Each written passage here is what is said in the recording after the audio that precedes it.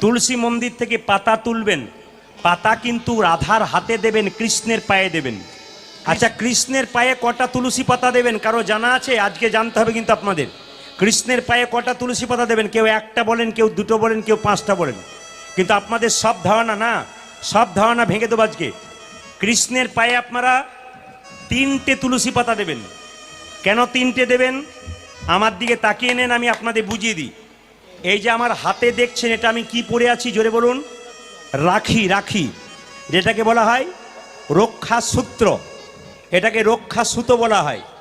এই রক্ষা সূত্রটা ভাই বোনকে পরায়, বোন ভাইকে পরায়, দিদি ভাইকে পরায়, আবার দাদা বোনকে পরায়, আবার বন্ধু বন্ধুকে পরায়।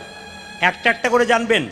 এই যে রাখি বন্ধন উৎসব, আমি তখন ছিলাম আলিপুরদুয়ার, মানে কোচবিহার আলিপুরদুয়ার, কত দূর বুঝতে পারছেন তো?